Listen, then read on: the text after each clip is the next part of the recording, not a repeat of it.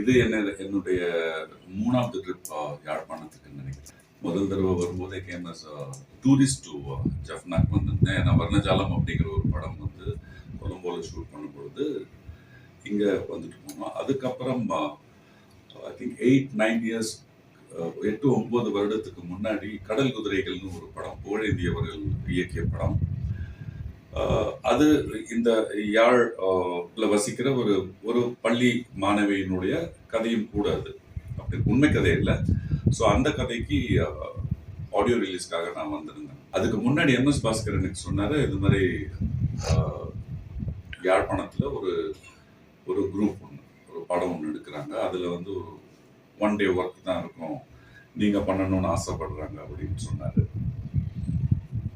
நான் சொன்னேன், சரி அது என்ன கதை, என்ன கேரக்டர், அது தெரிஞ்சால் நம்ம அதுக்கேற்ற மாதிரி பண்ணலாமா வேண்டாமா அப்படின்னு ஒரு முடிவு எடுக்கலாம்னு. உங்கள் நம்பரை கொடுக்கலாமா துவாரகனுக்கு அப்படின்னாரு. கொடுங்க அப்படின்னா. ஸோ துவாரகன் தொலைபேசியில் வந்தார், சொன்னார் இது மாதிரி. எடுத்த உடனே அவர் வந்து அமௌண்ட் பற்றி பேசினார். நான் சொன்னேன், அமௌண்ட் இஸ் டிஃப்ரெண்ட். எனக்கு நான் என்ன கதாபாத்திரம் பண்ணுறேன்றது எனக்கு வந்து இம்பார்ட்டன்ட். எந்த அளவுக்கு அது வந்து ஒரு இம்பாக்ட் கிரியேட் பண்ண ஒரு படத்துக்கு அப்படின்னு. ஸோ இந்த படத்தில் என்னுடைய கதாபாத்திரம் எந்த அளவுக்கு இம்பாக்ட்ஃபுல்லாக இருக்கும், how important it will help for the film to move. அப்போ அவர் அனுப்பிச்சாரு எனக்கு இந்த சீன். நான் தமிழ்நாட்டில் சென்னையில் பிறந்தவன் தான். ஆனால் எங்கள் தமிழுக்கும் இந்த தமிழுக்கும் எக்கச்சக்கமான ஒரு டிஃபரன்ஸ் இருக்கு. அவர் அந்த சீட் பேப்பர் பண்ணும்பொழுது படிக்கும் பொழுதே எனக்கு வந்து இது நம்மளால பண்ண முடியுமான்னு ஒரு டவுட் வந்தது. கிட்டத்தட்ட ஒரு 2 weeks முன்னாடி அனுப்பியிருப்பீங்களா. டெய்லி காலையில் 4 மணிக்கு எழுந்துச்சு அதை ஒரு வாட்டி படித்து பார்ப்பேன். எனக்கு ஒரு 2-3 நாளில் அது நல்ல மனப்பாடம் ஆச்சு. பட் என்ன இதில் ஒரு பிரச்சனைன்னா, நாங்கள் வழக்கில் யூஸ் பண்ணுற தமிழ் மொழி இருக்குல்ல, அதனுடைய வார்த்தைகள் வேற. அதே வார்த்தை ஒரிஜினல் தமிழ் வார்த்தைன்றது இவங்க அனுப்பிச்ச அந்த ஸ்கிரிப்ட்ல இருக்கிற வார்த்தை. நான் டயலாக் சொல்லும் பொழுது நமக்கு வெறுமனே பேப்பரை படிக்கும்போது நம்மளுக்கு மைண்ட்ல வந்துடும் இமீடியட்டா. நம்ம பர்ஃபார்ம் பண்ணும்பொழுது you have to do lot of activities. நம்ம நின்றுகிட்டே டயலாக் சொல்லணும்னா ட்ராமா மாதிரி ஆயிடும். ஸோ இப்போ பர்ஃபார்ம் பண்ணிட்டே பண்ணும்பொழுது இமீடியட்லி எங்களுக்கு வழக்கமான அந்த வார்த்தை தான் வருது வழியா எனக்கு இந்த வார்த்தை வரல. 35 வருடம் இந்த சினிமா துறையிலிருந்து ஒரு 400-450 படங்கள் பண்ணின ஒரு எக்ஸ்பீரியன்ஸ் நான் சொல்றேன். கடந்த ஒரு 5-6 வருடமா நான் வந்து இந்த விஜுவல் கம்யூனிகேஷன் ஸ்டூடெண்ட்ஸ் இந்த ஃபிலிம் மேல இருக்கிற ஒரு பாசத்துல படம் எடுக்கணும்னு வர்றவங்களுக்கு பணம் இருக்காது. பட் தேல் have very good ideas, very good stories. அப்போ அவங்களுக்கு வந்து, சார் இதில் நீங்கள் பண்ணால் நல்லா இருக்கும் சார், நாங்கள் உங்களை நினச்சிதான் கதை எழுதணும் அப்படின்னு சொல்லும் பொழுது, நான் இப்போ இருக்கிற ஸ்தானத்தில் இப்போ துவாரகனை பார்த்தீங்கன்னா என் பையன் ஒரு ஏஜ் தான் அப்படின்னு கூட வச்சுக்கலாம். அப்போ அவங்களுக்கு ஒரு கனவு இருக்கு, அவங்களுக்கு வாழ்க்கையில முன்னுக்கு வரணும்னு சொல்லிட்டு ஏதோ ஒன்று பண்ணி அதில் வந்து நான் இருக்கணும் பொழுது definitely I do it if the character impresses. So அந்த வகையில் எனக்கு இங்கே வந்து ஒரு 2 days ஆச்சு. அற்புதமான ஒரு மக்கள், வெரி வார்ம், வெரி ஹாஸ்பிட்டபிள்.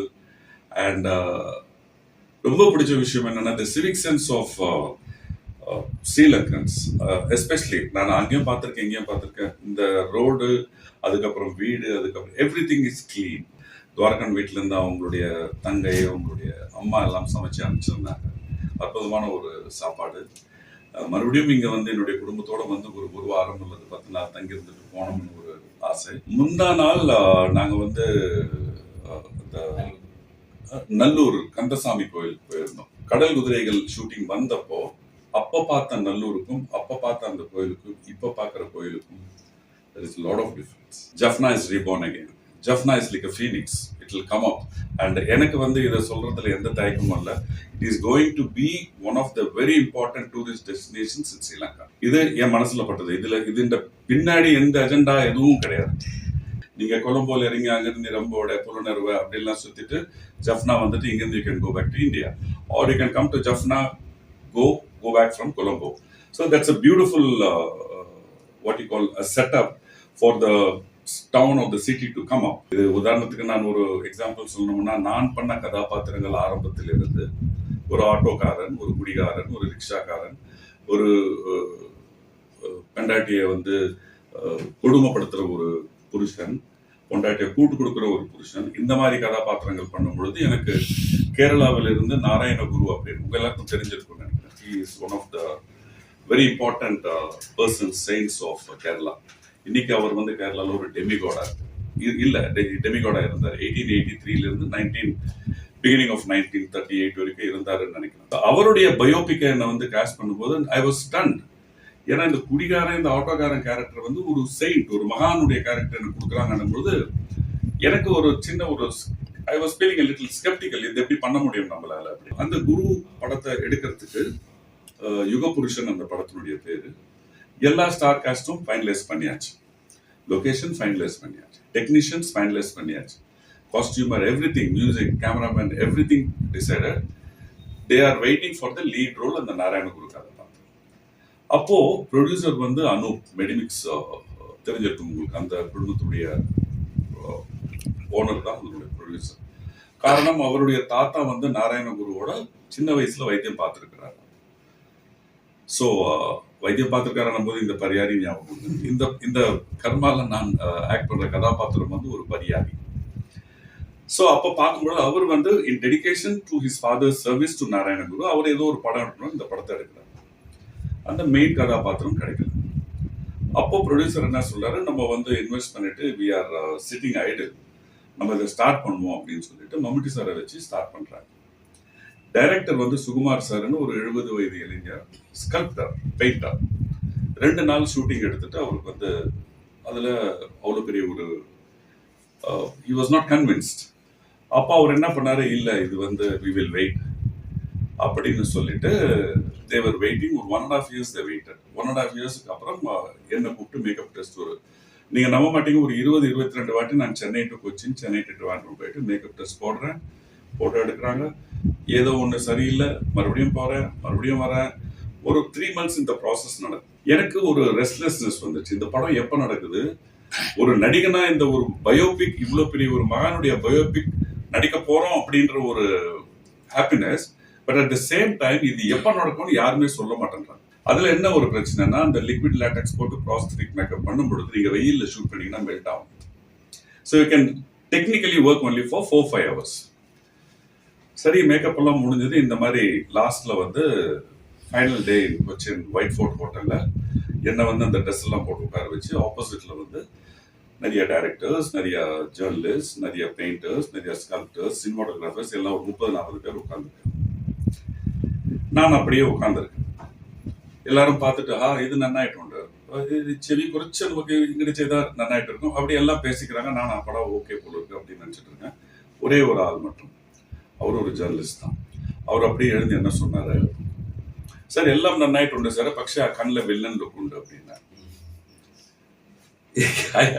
எனக்கு கொஞ்சம் ஐ செட், சார் படம் ஓகே ஆச்சுன்னா I will bring that, no problem. படம் இப்போ இமீடியட்டா நடக்காது, எப்படியும் ஒரு 1 or 2 months நடக்கும்.